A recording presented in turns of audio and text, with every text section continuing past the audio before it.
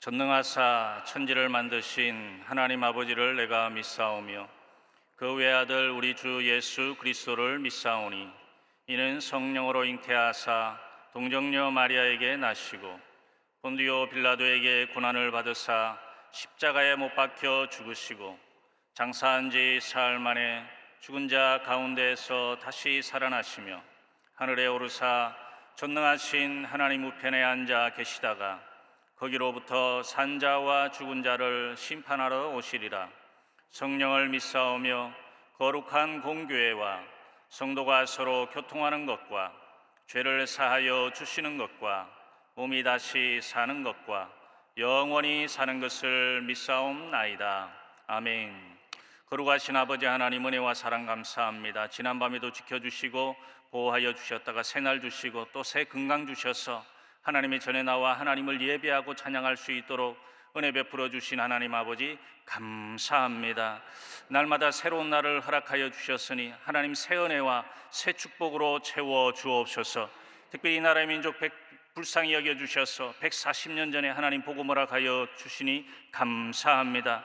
이 나라의 민족 6만 교회 10만 죄종과 1200만 기독교인들이 늘 깨어 기도하는 이 나라의 민족 되게 도와주옵시고, 특별히 정치, 경제, 사회, 문화, 군사, 산업 모든 분야에 하나님의 사랑과 공의가 나타날 수 있도록 성령 하나님 인도하여 주옵소서.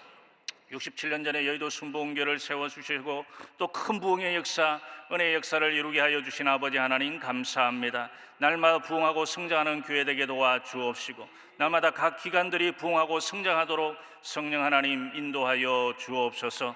단회장 목사님 날마다 기름 부어주셔서 영력과 지력과 체력을 다하여 주옵시고 또 선교사역 가운데 하나님의 기름 부으심이 넘쳐나도록 인도하여 주옵소서. 오늘도 은혜 받는 귀한 시간 되게 도와 주옵소서. 예수님의 이름으로 기도하옵나이다. 아멘. 오늘 은혜 받으실 하나님의 말씀은 사무엘상 9장 1절로 4절 말씀입니다. 사무엘상 9장 1절로 4절 말씀 다 같이 봉독하겠습니다. 베냐민 지파에 기스라이름 하는 유력한 사람이 있으니 그는 아비엘의 아들이요 스롤의 손자요 베고라스의 증손이요 아비야의 현손이며 베냐민 사람이더라. 기스에게 아들이 있으니 그의 이름은 사울이요 준수한 소년이라. 이스라엘 자손 중에 그보다 더 준수한 자가 없고 키는 모든 백성보다 어깨 위만큼 더 컸더라.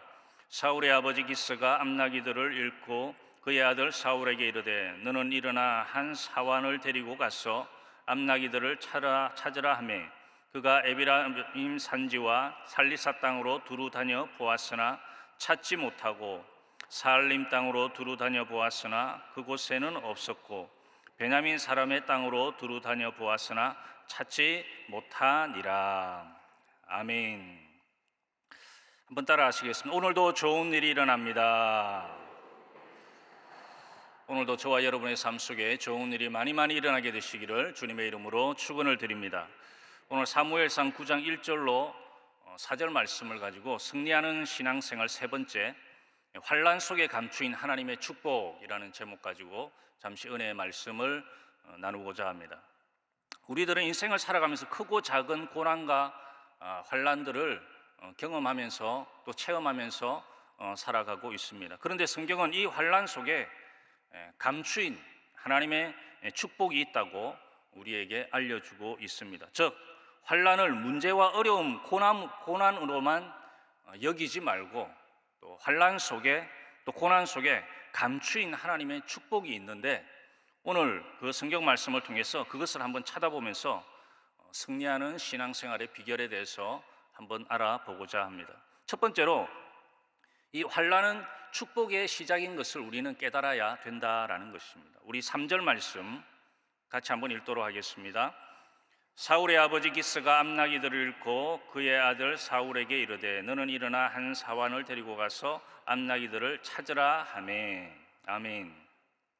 오늘 본문의 배경을 잠깐 설명을 드리면 이 베냐민 지파 사울이라는 청년이 나옵니다. 사울 왕이 되기 전 사울 청년입니다. 그런데 그 사울의 청년의 가정에 환난이 찾아오게 됩니다. 그것은 암나기 여러 마리를 잃어버린 것입니다. 이 암나기들은 아주 귀중한 재산이고 또 그 집의 교통수단이고 또 새끼를 낳기에 매우 큰 손실이었습니다. 또 기스가 이 사울의 아버지 기스가 아주 소중히 여기는 그런 암나기들이었던 것 같습니다. 그래서 가정에 큰 손실을 입게 되고 환난을 만나게 되었습니다. 그래서 모든 가족들이 아마 찾아러 다녔겠죠. 근데 3일을 찾았으나 찾지 못한 것입니다. 실패했습니다. 모두 다 낙심했습니다. 그런데 사환이 심부름꾼이 제안을 하는 것입니다. 부근에 사울과 같이 찾아러 간 이 사환이 사무엘 선지자가 계시니 한번 찾아뵙고 사무엘 선지자의 인사도 드리고 어려운 일에 도움을 청하자. 그러면 어떻겠느냐라고 이렇게 사환이 이야기를 하게 됩니다. 그러나 사울은 이 사무엘 선지자를 찾아가는 것에 대해서 별로 탐탁지 않았던 것 같습니다. 왜 그러냐? 행색도 추하고 3일을 헤매고 다녔으니까요. 행색이 아마 추했겠죠. 그리고 노자도 떨어져서 아무런 예물도 가지고 갈 수 없으니 곤란하다는 것이었습니다. 그랬더니 사환이 자기 돈 은 한 세겔의 4분의 1을 가지고 있는데 이 은 한 세겔의 4분의 1을 환산을 해보니까 은 한 세겔이 4일 노동자 품삯입니다. 그러니까 4분의 1이니까 하루치 이제 품삯을 이 사환이 가지고 있는 것입니다. 그것으로 예물을 드리고 찾아가 보자고 사환이 강권하는 것이었습니다. 그래서 사울은 마지못해서 사무엘 선지자를 찾아뵙게 되었습니다. 이미 사무엘은 하나님을 통해서 사울이 찾아올 것을 이미 알고 있었습니다. 기다려 그를 영접하고는 예물을 받기는커녕 오히려 그를 크게 대접하고는 그에게 기쁜 소식 두 가지를 사울에게 주게 됩니다. 첫 번째는 뭐냐? 암나기는 걱정하지 마라. 이미 찾았다라는 것입니다. 그리고 두 번째로는 뭐냐? 사울의 가문은 온 이스라엘이 흠모하고 경외하는 가문이 될 것이다. 그렇게 선지자 사무엘의 축복을 받게 되었습니다. 그리고 그는 골방으로 데리고 가서 그의 머리에 사울에게 기름을 붓고 이스라엘의 초대 왕으로 축복해 주었습니다. 사울의 가정의 손해와 환난의 끝은 결국 축복과 영광으로 끝나게 되었다라는 것입니다. 그래서 환난은 축복의 시작이 될 수 있다라는 것입니다. 암나기를 잃어버린 것은 큰 문제, 큰 가정의 환난이었지만 오히려 그것은 사울을 이스라엘 왕으로 부르시기 위하여 집을 떠나게 하시는 그 하나님의 절대적인 섭리였다라는 것입니다. 우연히 암나기를 잃어버리고 그 암나기를 찾아다닌 것 같지만은 사실은 하나님의 계획과 섭리 속에 있었다라는 것입니다. 그래서 우연히 환난을 만난 것 같은데, 우연히 어려움을 만난 것 같은데 하나님의 계획 속에 있을 섭리였다라는 것입니다. 사무엘상 9장 15절로 16절 말씀 우리 같이 한번 읽어보도록 하겠습니다. 사울이 오기 전날에 야훼께서 사무엘에게 알게 하여 이르시되 내일 이맘때에 내가 베냐민 땅에서 한 사람을 내게로 보내리니 너는 그에게 기름을 부어 내 백성 이스라엘의 지도자로 삼으라. 아멘. 그러니 사울의 환난이 결과적으로는 축복의 시작이 된 것을 알 수 있다라는 것입니다. 따라서 우리 하나님을 믿는 성도들에게 이 환난이 닥쳐올 때가 있습니다. 환난이 닥쳐올 때 우리는 그 환난의 시작만 보고 낙심하지 말아야 될 줄로 믿습니다. 또 좌절하지 말아야 될 줄로 믿습니다. 하나님의 이끄시는 그 능력의 손길을 믿음의 눈으로 바라보고 소망을 잃지 말아야 된다라는 것입니다. 그래서 생각하기에 우연히 고난이 왔다, 환난이 왔다 생각할 수 있겠지만은 그것 때문에 세상 사람들은 그렇습니다. 좌절하고 또 낙심하고 그렇게 사는데 우리 하나님을 믿는 백성들은 고난이 오고 환난이 온다 할지라도 이 속에 하나님의 축복이 있을 것이다. 아멘도 크게 안 하시네요. 이 속에 하나님의 축복이 있을 것이다. 이 환난의 시작은 축복의 시작이다. 그것을 우리가 미리 믿음의 눈으로 보고 깨달아야 된다라는 것입니다. 하나님은 하나님의 백성에게 축복하실 때에 그냥 주시는 것이 아니다라는 것입니다. 환난과 고난이라는 이 포장지에 사서 이 축복이라는 것을 주신다는 것입니다. 그래서 보기에는 안 좋은 것 같아요. 환난이나 고난이나 보기에는 안 좋잖아요. 당장 어려움이 생긴 것 같으니까 힘들어하고 안 좋은 것 같다고 생각하지만은 그것을 살짝 까보면 그 속에 하나님의 축복이 들어있는 것입니다. 여러분, 왜 이 환난이나 고난이라는 포장지에 사서 주느냐? 이것이 잘 안 깨지니까. 이 고난이라는 것이 환란이라는 포장지가 잘 안 깨진다는 것입니다. 그래서 그 안에 축복이 고스란히 이렇게 잘 보관이 되기 때문에 이 고난이라는 환란이라는 포장지에 사서 우리에게 주신다라는 것입니다. 그러니 예수 믿는 우리들은 절대 낙심하지 말아야 될 줄로 믿습니다. 고난이 오고 환란이 오더라도 절대 긍정, 절대 감사를 늘 유지하는 저와 여러분 되시기를 주님의 이름으로 축원을 드립니다. 구약 성경에 나오는 요셉도 마찬가지입니다. 요셉은 귀한 아들이었습니다. 그래서 늘 색동옷을 입고 다녔고 왕자처럼 그렇게 가정에서 지내던 요셉이었습니다. 그런데 하루아침에 형들의 미움을 받아서 종으로 팔려가게 되었습니다. 여러분, 그 당시에 종으로 팔려갔다는 것은 영원히 종입니다. 그리고 아들의 아들도 종이고 아들도 종이고 계속 구제가 불가한 것입니다. 그냥 종으로 그냥 영원히 사는 것입니다. 그러나 그는 종으로 팔려갔지만은 그 종으로 팔려간 집에서 얼마나 성실했던지 가정 총무가 되었습니다. 조금 형편이 나아졌습니다. 그런데 그 집에 있는 주인 마님이 유혹을 하는 것입니다. 요셉씨 그러면서 막 유혹을 하는 것입니다. 그런데 그것을 뿌리치고 나갔다가 누명을 쓰고 죽도록 맞고 감옥에 갇히게 되었습니다. 감옥에 갇혔지만 그는 좌절하지 않았습니다. 낙심하지 않았습니다. 감옥에서도 열심히 살았습니다. 그러니까 또 거기서도 인정을 받게 되었습니다. 그 결과 그는 감옥에 갇힌 장관들의 꿈을 해석해 주므로 바로 왕 앞에 나갈 수 있게 되고 결국 바로의 꿈을 해석함으로 애굽의 국무총리가 되게 되었다라는 것입니다. 사랑하는 성도 여러분, 혹시 환난과 고난 중에 있습니까? 염려와 근심 가운데 계십니까? 그러나 하나님을 믿는 믿음의 백성들에게는 이 고난과 환난이 변하여 결국 축복으로 마감된다는 것을 확실히 믿게 되시기를 주님의 이름으로 축원을 드립니다. 여러분, 이 믿음이 참으로 소중한 것입니다.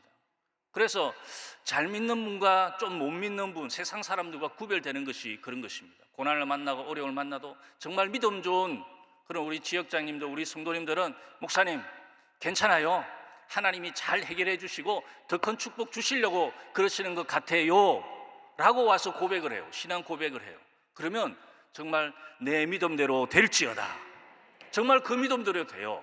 그 고난 때문에 오히려 믿음이 자라고 또 하나님이 주시는 영안이 열리게 되고 또 축복을 받게 되고 하나님의 은혜를 누리게 되는 것을 보게 되는 것입니다. 여러분, 로마서 8장 28절 말씀 너무 잘 아는 말씀 같이 읽도록 하겠습니다. 우리가 알거니와 하나님을 사랑하는 자 곧 그의 뜻대로 부르심을 입은 자들에게는 모든 것이 합력하여 선을 이루느니라. 아멘. 모든 사람에게 합력해서 선을 이루는 것이 아니라 하나님 안에 있는 자들, 아멘이십니까? 예수 그리스도 안에 있는 자들, 하나님 안에 거하게 되면 하나님이 모든 것을 합력해서 선을 이루어 주신다는 것입니다. 내가 막 이리 뛰고 저리 뛰고 안 해도, 아멘이십니까? 하나님이 해주신다는 것입니다. 하나님이 협력해서 선이 되도록 만들어 주시니 얼마나 좋습니까? 여러분, 그 1973년 호주 출신의 작가로 노벨 문학상을 수상한 패트릭 화이트라는 사람이 있습니다. 그런데 이 사람은 특별한 삶을 살았다는 것입니다. 일찌감치 영국으로 건너가, 호주 출신인데 영국으로 건너가서 열심히 작품을 썼지만 사람들의 주목을 작가로서 받지 못했습니다. 무명 작가였습니다. 낙심한 그는 다시 호주로 돌아와서 뭘 했느냐? 나무꾼이 되었습니다. 나무꾼을 하면서 이제 글을 쓰는 것입니다.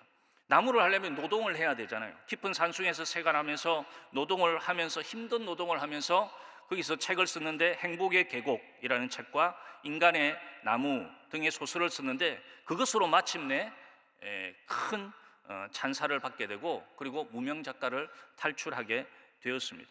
깊은 계곡에서 나무를 베며 살아가는 삶은 고되지만 그는 그곳을 행복의 계곡이다 라고 이렇게 불렀습니다. 작품을 통해 그는 인간은 자신이 겪은 고통의 분량만큼 진보한다 라는 유명한 말을 남겼습니다. 인간의 나무라는 작품에서는 인간은 진정으로 겸손해질 때 하나님과 가장 가깝게 된다라고 이렇게 책에서도 말하기도 했습니다. 그런 오랜 무명의 세월과 그리고 중노동을 하는 고통과 고난이 도리어 축복의 통로가 된 것을 오히려 감사하며 지금 겪는 환난과 어려움을 통해 오히려 축복하실 하나님을 기대해야 된다는 것을 깨달았다라는 것입니다.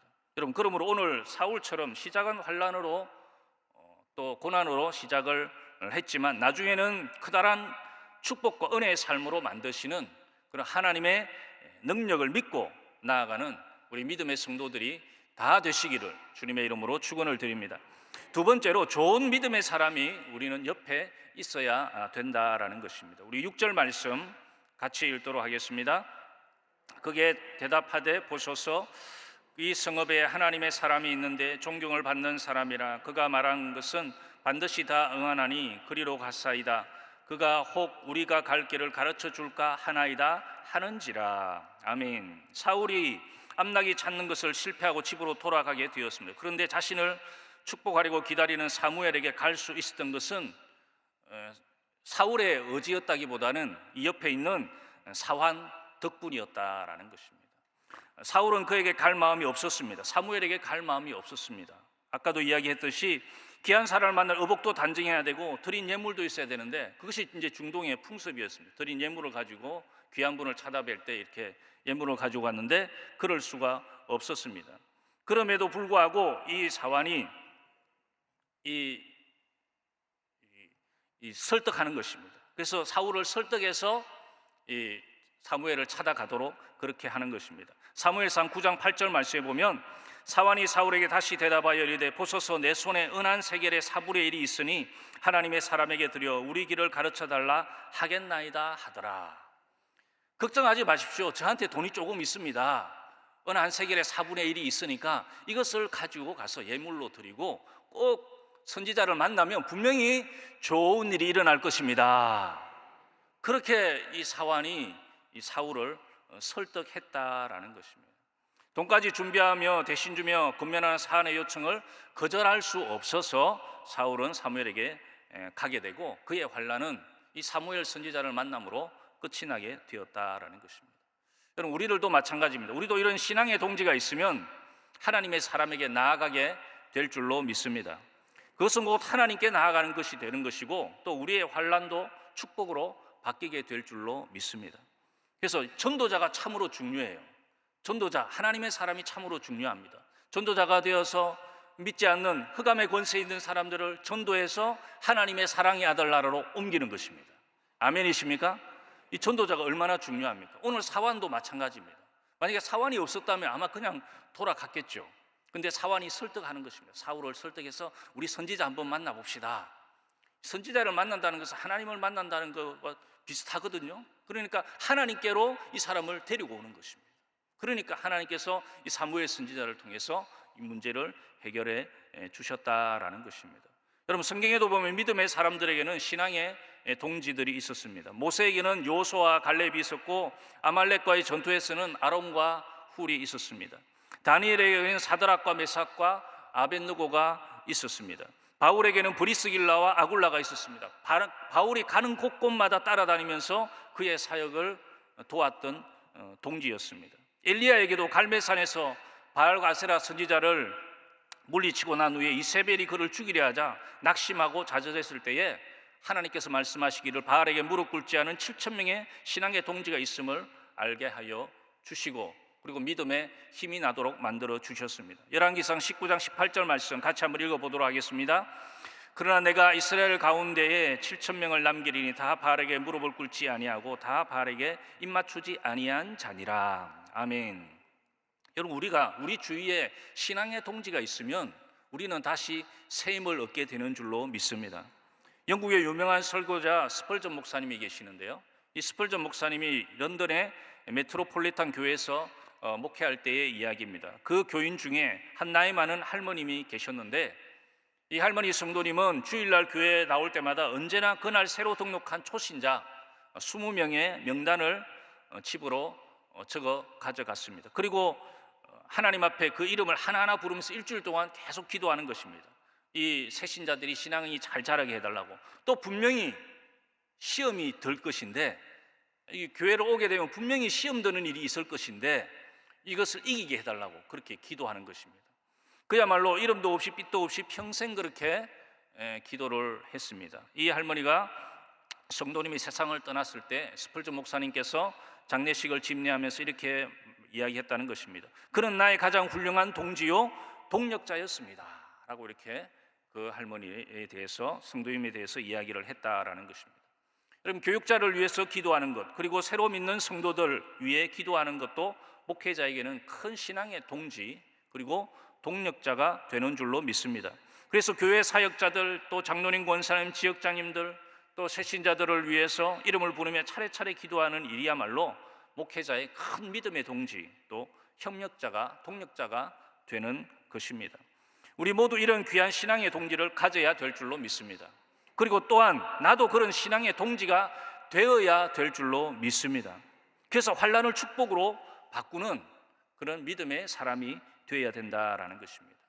여러분, 일본산 그 관상어 중에 코이라는 비단 잉어가 있습니다. 한번 이 이야기를 들어보신 분도 계실 텐데, 이 잉어는 환경에 따라 자기 몸의 크기가 달라지는 것입니다. 그래서 작은 어항에 이 코이라는 그 물고기를 관상어를 넣어두면 5cm에서 8cm까지밖에 자라지 않습니다. 그런데 커다란 수족관에 연못에 넣어두면 15cm에서 25cm까지 이 코라는 잉어가 큰다는 것입니다. 그리고 강물에 방류하면 몇 cm까지 크느냐? 80cm에서 120cm까지 아주 거대한 물고기로 성장을 한다라는 것입니다. 분명 똑같은 종류입니다. 똑같은 물고기인데 자라는 환경에 따라서 이 물고기의 크기가 변한다라는 것입니다. 이는 코이 물고기가 환경에 잘 적응하는 것을 말하는데, 이를 두고 코이의 법칙이라고 이야기를 한다는 것입니다. 무슨 이야기냐? 사람들 또한 환경의 지배를 받으면서 살아갑니다. 환경의 지배를 안 받는 사람은 아무도 없습니다. 코이가 물에 따라 크기가 달라지듯이 사람 또한 매일 만나는 사람들이, 내 주위에 있는 사람들이 어떤 사람들이냐에 따라 생각의 크기가 달라지고, 또 믿음의 크기가 달라지고, 또 축복의 크기가 달라질 줄로 믿습니다. 그러니 우리 모두 믿음의 동지들을 우리 주변에 많이 두실 수 있도록 우리들도 좋은 믿음의 동지의 삶을 살아가시고, 또 믿음의 동지를 세우심으로 환난도 변하여 축복으로 바꾸어 주시는 하나님의 은혜가 늘 가정에 넘쳐나게 되시기를 주님의 이름으로 축원을 드립니다. 마지막 세 번째로, 넘치게 축복하실 하나님의 손길을 소망해야 된다라는 것입니다. 10장 1절 말씀 같이 읽도록 하겠습니다. 이에 사무엘이 기름병을 가져다가 사울의 머리에 붓고 입맞춤에 이르되, 야훼께서 내게 기름을 부으사 그의 기업의 지도자로 삼지 아니하셨느냐. 아멘. 사무엘을 찾아온 사울에게 하나님은 그가 상상지 못하는 넘치는 축복을 주셨습니다. 첫 번째로 피곤한 그들에게 사랑과 귀한 영접과 상석과 귀한 음식을 베풀어 주었고, 또 나귀의 손실을 찾아줬으니까 손실을 회복해 주었고, 그리고 이스라엘 초대왕이 되는 축복으로 정말 가문의 영광이 되는 그런 은혜를 허락하여 주셨다라는 것입니다. 나귀를 찾은 것만으로도 만족한 그들에게 하나님이 후이되어 누르고 흔들어 넘치는 축복을 이 사울에게 허락하여 주신 줄로 믿습니다. 따라서 우리가 아무리 환난 속에 있어도, 사면 초과를 당해도 이 하나님을 믿고 소망을 가지면 우리 하나님은 넘치는 축복을 능히 주실 수 있는 분, 아멘이십니까? 넘치는 축복을 능히 주실 수 있는 분이 우리 하나님이심을 우리가 믿고 신앙생활해야 된다라는 것입니다. 여러분, 이스라엘 백성들을 보십시오. 이스라엘 백성들이 출애굽에서 광야 40년을 헤맸습니다. 분명 고생의 길, 고난의 길이었습니다. 그런데 그 끝에 하나님께서 축복의 가나안 땅을 주셨다라는 것입니다. 어느 감리교 한 성도의 이야기인데요, 70년대의 이야기입니다. 이웃의 전도를 받아 이분이 예수님을 믿게 되었다는 것입니다. 너무나 가난한 집이었습니다.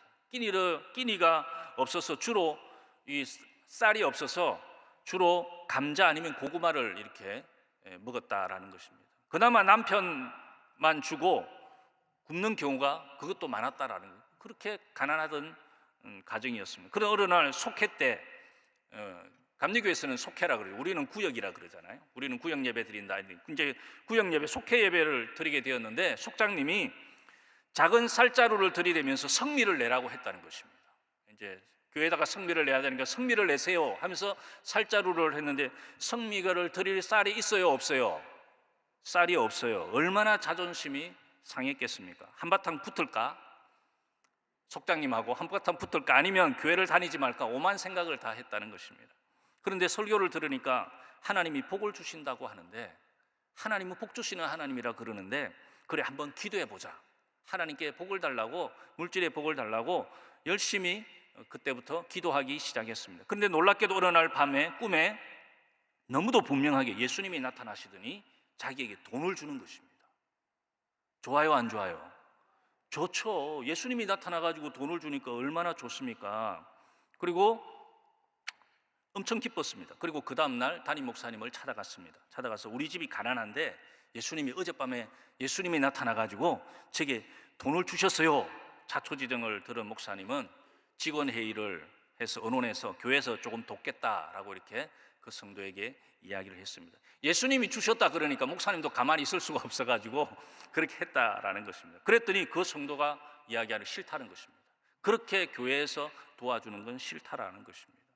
그보다는 그 꿈이 현실이 될 수 있도록, 우리 가정의 현실이 될 수 있도록 목사님께서 기도 많이 해달라고 하는 것입니다. 그 목사님은 정말 사명감을 가지고, 예수님이 주신다 그랬으니까 목사님도 사명감을 가지고 이제 기도해야 되잖아요. 그래서 가지고 늘 성도를 위해서, 가정을 위해서 기도하고 그리고 축복해 주었다는 것입니다. 그 성도 역시 더욱 열심히 기도 생활하고 더욱 열심히 신앙 생활하고 가정을 알뜰살뜰 돌보았습니다.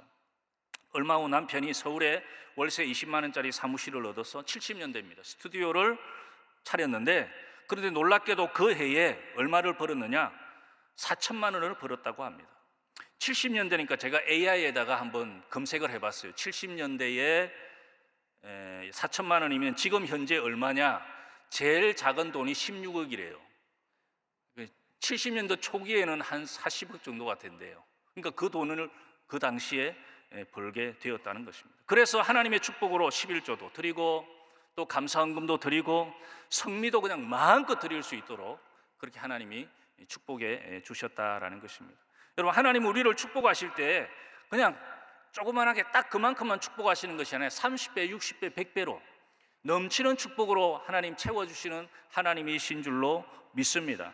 오늘 하나님이 사울 집안의 환난을 결국 축복으로 바꾸어 주신 것처럼 고난과 어려움 뒤에 넘치는 축복으로 채워주실 그 하나님의 손길을 우리는 날마다 기대하면서 또 바라보면서 믿음 생활해야 될 줄로 믿습니다. 결론적으로 어려움이 많은 이 세상을 하루하루 살아갈 때에 때때로 다가오는 환난이 있어도 환난은 축복의 시작인 것을 여러분 깨닫게 되시기를 주님의 이름으로 축원을 드립니다. 또 좋은 믿음의 식구들과 함께 환난과 고난 속에 감추인 하나님의 축복들을 영적인 눈으로 늘 바라보시고 또 소망하심으로 오늘 하루도 승리하는 저와 여러분 되시기를 주님의 이름으로 축원을 드립니다. 기도하겠습니다. 몸이 아프면 아픈 곳에 손을 얹고 기도 제목과 소원이 있으신 분은 가슴에 손을 얹으시기 바랍니다. 거룩하신 아버지 하나님, 은혜와 사랑 감사합니다. 때때로 우리에게 다가오는 환난과 고난이 있어도 이것이 축복의 시작이라는 것을 알고 또 감추인 하나님의 축복이 있다는 것을 알고 늘 낙심하지 아니하고 좌절하지 아니하고 살아갈 수 있도록 인도하여 주옵소서. 또 우리의 육신의 질병을 치료하여 주옵소서. 머리끝에서 발끝까지 뼈마디 관절 오장육부 신경조지 세포에 생명이 넘쳐날지어다. 건강이 넘쳐날지어다. 강건하게 될지어다. 마음의 병도 떠나갈지어다. 정신의 질병도 떠나갈지어다. 육신의 고통과 통증도 사라지게 될지어다. 병마의 원수 마귀는 우리와 아무 상관이 없으니 나사렛 예수 이름으로 명하노니 묶음을 놓고 떠나갈지어다. 묶음을 놓고 떠나갈지어다. 한 길로 왔다 할지라도 7길로 떠나갈지어다. 7길로 떠나갈지어다. 아버지, 날마다 하나님 주시는 기력이 강성하게 도와주시고 면역력이 증가되게 도와주옵시고 몸이 강건하여 하나님 나라 확장하기에 부족함이 없도록 성령 하나님 은혜와 복을 다하여 주옵소서. 우리의 가정, 믿음의 가정 만들어 주셔서 불신의 영, 핍박의 영 떠나가게 도와주시고 다 예수 믿어 천대만대 믿음의 복 임하게 도와주옵시고 아버지, 우리의 사업장을 축복하여 주셔서 사업이 번성할지어다. 번창할지어다. 지경이 넓어지게 될지어다. 매출이 증가되게 될지어다. 11조가 늘어나게 될지어다. 직장생활 가운데 승진하게 될지어다. 하느님마다 인정받고 높임받고 쓰임받게 될지어다. 거룩하신 아버지 하나님, 우리의 자녀들 축복하여 주셔서 학업의 문이 열리게 도와주시고 진학의 문이 열리게 도와주시고 취업의 문이 열리게 도와주시고 결혼의 문이 열리게 도와주시고 결혼한 가정에는 아버지 하나님 잉태의 복 임하게 도와주시고 잉태한 가정에는 순산의 복 임하도록 성령 하나님 인도하여 주옵시고 멀리 떨어져 있는 자녀들, 공무무 중인 자녀들, 해외 유학 중인 자녀들 주님 찾아갈 수 없사오니 주께서 불꽃 같은 눈으로 지켜 보호하여 주셔서 건강과 안전의 파수꾼 세워 주옵소서. 법적인 모든 문제 가운데도 하나님 함께하여 주셔서 재판단에 하나님 간섭하여 주셔서 모든 일이 합력하여 선이 되게 도와주시고 부동산의 문제도 해결하여 주셔서 살 건 사게 도와주시고 팔릴 건 팔리게 도와주시고 임대도 나가게 도와주옵시고 아버지, 저희들 부족하고 연약하지만은 하나님만 의지하며 믿음의 삶 살아갈 수 있도록 성령 하나님 인도하여 주옵소서. 오늘 또 예물드린 손길들이 있습니다. 하나님 은혜 베풀어 주셔서 늘 구워주고 나눠주고 베풀며 선한 일에 부하도록 넉넉함으로 주께서 채워 주옵소서. 예수님의 이름으로 축복하고 기도하옵나이다. 아멘.